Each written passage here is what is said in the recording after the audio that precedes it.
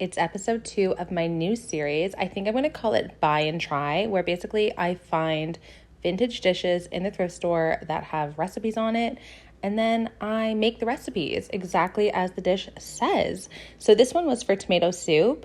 So I picked up all the ingredients. Some of the stuff I wasn't sure about. This was like asking for white stock. I was like, okay, is that chicken stock? I don't know. Also, gotta get some bread because I was obviously gonna have a grilled cheese with my tomato soup, duh. But then I realized there's no directions. There's simply ingredients on here. So I was like, oh my gosh, I'm gonna have to try to wing it, but make sure I use all these ingredients.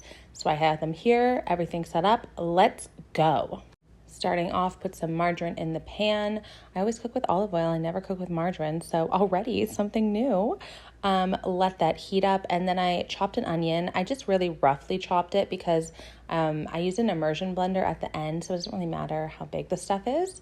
Threw that in the pot, chopped up a carrot, put that in as well, and let those cook, let those simmer down.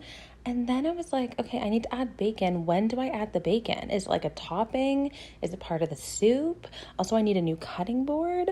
But I just chopped it into like 1-inch little bits and put it in there and, hope for the best. I've not cooked bacon in years. My husband is Muslim, so it's not a standard in our household.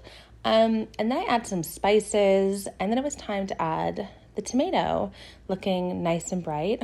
Got that little soup with the red. Just looked so cute, Threw that in the pot, gave everything a good stir, let everybody get to know one another. Next, I added my stock, which was 4 cups. This was also really annoying. The measurements were in the American measurement system. Is that metric? Are we metric?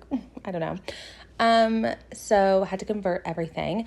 And then it called for a bunch of herbs. I was like, what herbs? So I just put thyme, and then I also added the nutmeg, and it was smelling good. The bacon was smelling incredible. Added some lemon juice, and then I brought that to a boil.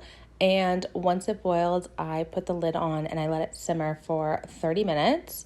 And about halfway through, I checked on it and it was looking too skinny. I like a thick soup. I want a soup with some curves. So then I added some cornstarch. This is a trick.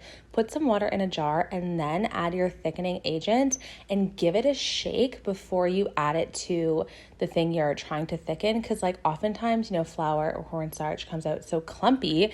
This way it goes in nice and smooth. So that really thickened it up, looking more my style. And then immersion blender time. Love an immersion blender. Could not live without it. Look at that beautiful consistency. Thick, stunning, just like me. Also made my grilled cheese looking beautiful. I was so excited to try.